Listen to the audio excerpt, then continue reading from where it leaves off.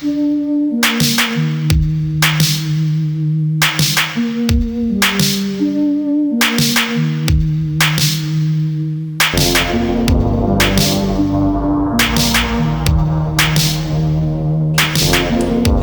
Back to another blog. So ಇವತ್ತು almost ನಾನು blog ಮಾಡಿ ಅಂದರೆ ಸ್ಟಾರ್ಟ್ ಮಾಡಿ 40 ಡೇಸ್ ಆಯಿತು. ನೋಡ್ತಾ ನೋಡ್ತಾ ಗೊತ್ತೇ ಆಗಲಿಲ್ಲ ಹೇಗೆ 40 ಡೇಸ್ ಹೋಯ್ತು ಅಂತ. ಹಾಗೆಯೇ ಈಗ 1:10 ಆಗ್ತಾ ಬಂತು, ನಾನೀಗ ಬ್ಲಾಗ್ ಸ್ಟಾರ್ಟ್ ಮಾಡಿದ್ದೀನಿ. ಹಾಗೆಯೇ 10 ದಿವಸದಲ್ಲೇ ಎಂತೆಲ್ಲ ಆಗ್ತದೆ ಅದನ್ನು ಶೇರ್ ಮಾಡ್ತೀನಿ.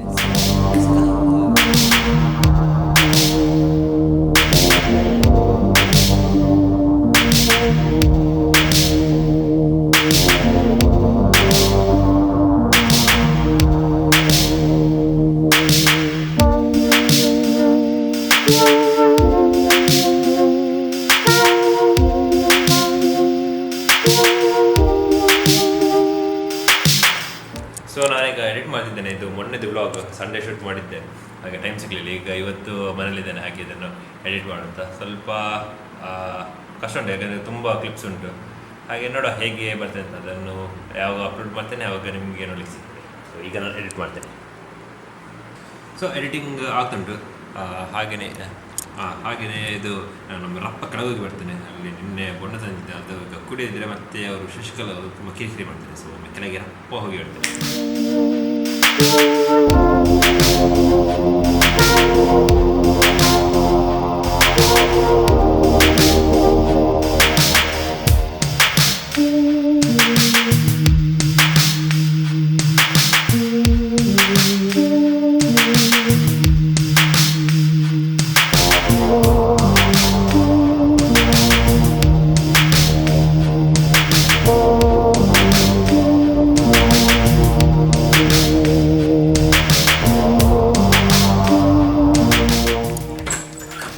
ಡನ್. ಇನ್ನು ಹೋಗುವ ಎಡಿಟಿಂಗ್ ಮಾಡಿ.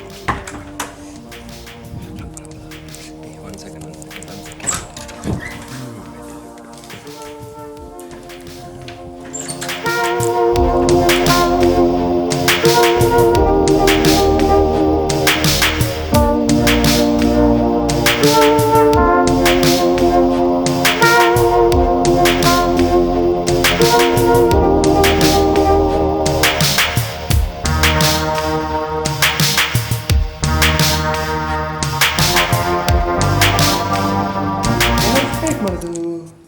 ಮತ್ತೆ ಸಿಗ್ತೀನಿ, ಯಾವಾಗ ಇದೆಲ್ಲ ಎಡಿಟ್ ಆಗಿ ಅದ್ರ ನಂತರ ಸಿಗ್ತೀನಿ.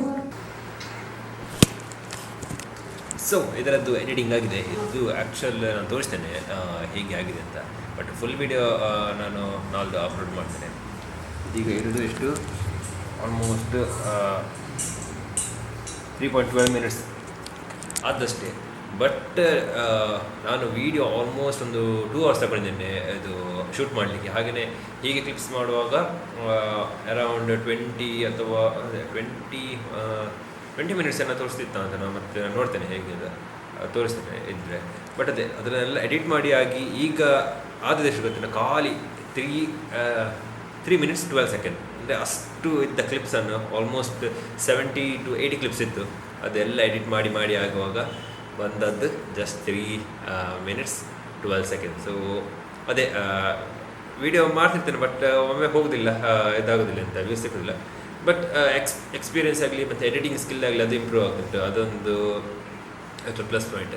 ಹಾಗೆ ನನಗೆ ಇದು ಎಡಿಟ್ ಆಗಿದೆ. ಇನ್ನು ನೋಡುವ, ಇದನ್ನು ಆದರೆ ಅಪ್ಲೋಡ್ ಮಾಡ್ತೇನೆ. ಇಲ್ಲದ್ರೆ ಇದನ್ನೊಮ್ಮೆ ಸರಿಯಾಗಿ ಇದು ರೆಂಡರ್ ಎಲ್ಲ ಮಾಡಿ ಮತ್ತೆ ಎಂಥದ್ದು ಫಾಲ್ಟ್ ಇದೆ ಅದನ್ನು ನೋಡಿ ಮತ್ತೆ ಸಿಗ್ತೇನೆ. ಸೊ ಇದು ಎಲ್ಲ ಆದ ನಂತರ ಸಿಗ್ತೇನೆ.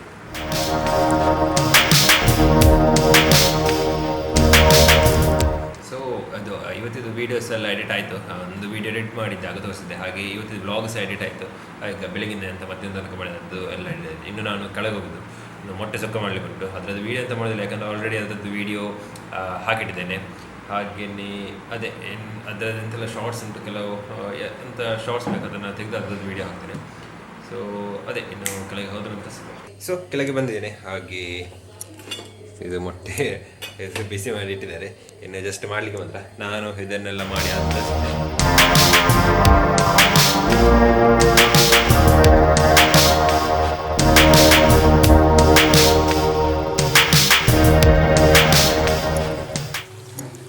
ಸೊ ಇದು ಪಟ್ಟದಕ್ಕ ರೆಡಿ ಆಯಿತು. ಇನ್ನು ನಾನು ಊಟ ಮಾಡೋದು. ಹೀಗೆ ಬಂದಿದೆ.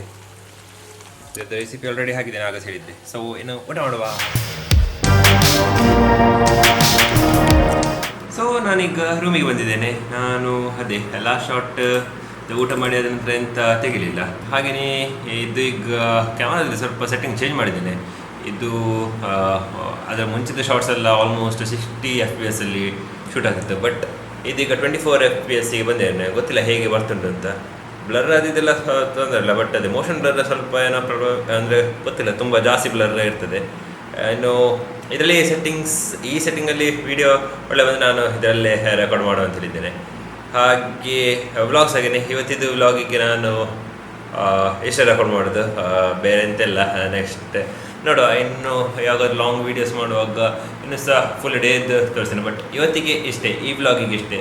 ಇನ್ನು ಮುಂದಿನ ವಿಡಿಯೋದಲ್ಲಿ ಸಿಕ್ಕೋ. ಅಲ್ಲಿ ತನಕ ಥ್ಯಾಂಕ್ ಯು ಫಾರ್ ವಾಚಿಂಗ್.